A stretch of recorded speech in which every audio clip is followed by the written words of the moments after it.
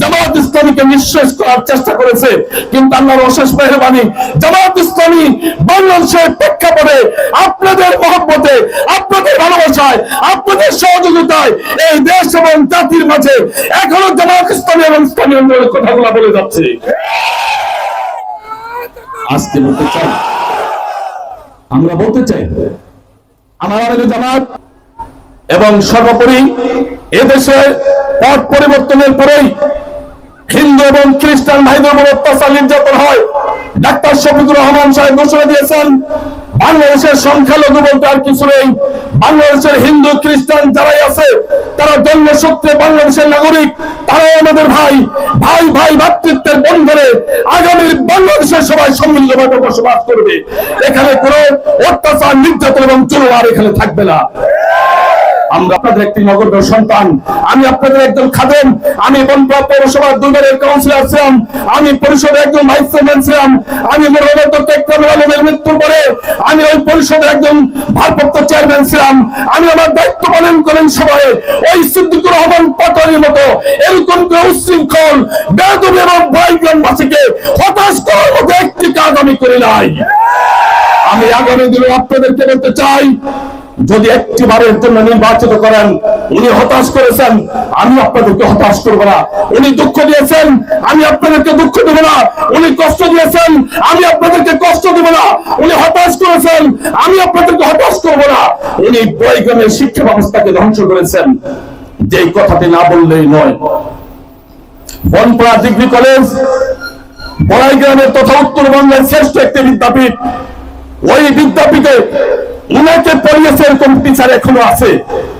উনি এমপি হওয়ার পরে যোগ্যতা সম্পন্ন ব্যক্তি দেখে উনি কলেজের সভাপতি দিতে পারতেন, কিন্তু উনি কলেজের সভাপতি দিয়েছেন ক্ষমতার অপব্যবহার করে। নাবালক ভাগিনা জামালকে তিনি ওই কলেজের সভাপতি বানিয়েছেন। অনেক টিচাররা চোখের পানি ফেলে ফেলে বলেছে, আমাদের আক্ষেপ হয়, দুঃখ হয়, কষ্ট হয়, যদি চাকরি আর 2-3 বছর না থাকতো তাহলে এই নাবালক সন্তান সভাপতি হবে, তার আন্ডারে চাকরি করতে হবে, এরকম চাকরি আর করতাম না। আজকে আপনাদের কাছে বলতে চাই, আমি এরকম শিক্ষিত মহল যারা আছেন, আমি নিশ্চিত করে বলতে পারি, আমি নিশ্চয়তা দিচ্ছি আপনাদেরকে, আমি যদি নির্বাচিত হই, আমি সমস্ত শিক্ষকদের সম্মান রক্ষা করে এই বড়াইগ্রাম গুরদাসপুরে শিক্ষার মানকে উন্নত করার জন্য শিক্ষিত, সচেতন এবং ভদ্র ভারতপূর্ণ ব্যক্তিদেরকেই এই শিক্ষা প্রতিষ্ঠানের দায়িত্ব দেব ইনশাআল্লাহ। আমি ক্ষমতা অপব্যবহার করে আমার নাবালক ভাই ব্রাদার আত্মীয় স্বজনকে আমি আমার এই প্রতিষ্ঠানের প্রতিষ্ঠানের দায়িত্ব দেব ইনশাআল্লাহ। আমি সর্বোপরি আবার আপনাদের কাছে বলতে চাই, দেশ এবং জাতি গড়ার জন্য দরকার হচ্ছে সাহসিকতা, সততা, নিষ্ঠা, বলিষ্ঠতা, কথা এবং কাজে মিল রাখা। ডাক্তার সিদ্দিকুর রহমান পাটোয়ারি নির্বাচিত হওয়ার পরে তিনি বলেছিলেন বড়াইগ্রামে কোনো, গুরদাসপুরে কোনো গাইবী মামলা হবে না।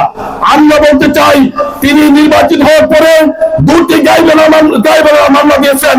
একটি হলো তার পেট্রোল পাম্পে গাড়ি পুড়িয়ে 51 জনের নামে মামলা, বিএনপি এবং জামাতের 51 জনের নামে মামলা দিয়ে তিনি হতাশ করেছেন বড়াইগ্রামবাসীকে।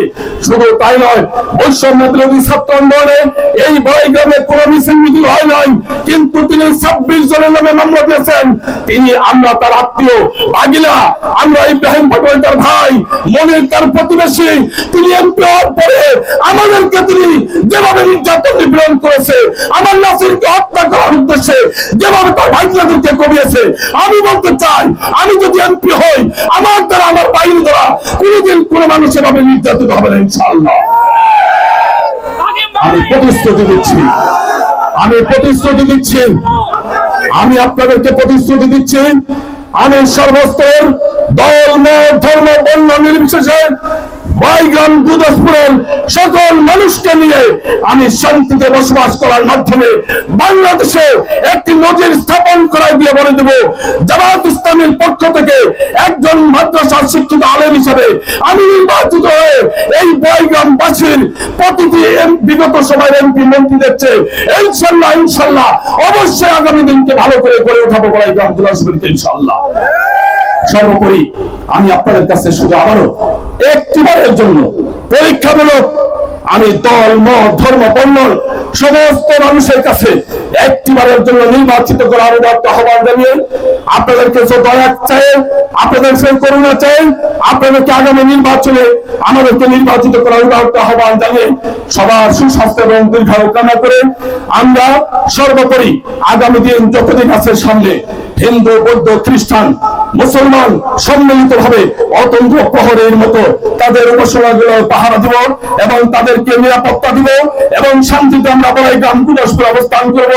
এই আহ্বান সবার কাছে রেখে বিশেষ করে বাংলাদেশ জামাত ইসলামী এবং ইসলামী ছাত্র শিবিরের ভাইদের বলতে চাই, আমিরের জামাতের ঘোষণা আপনার কথা এবং আচরণে যেন একজন মানুষ কষ্ট না পায় সেদিকে খেয়াল রাখার আহ্বান জানিয়ে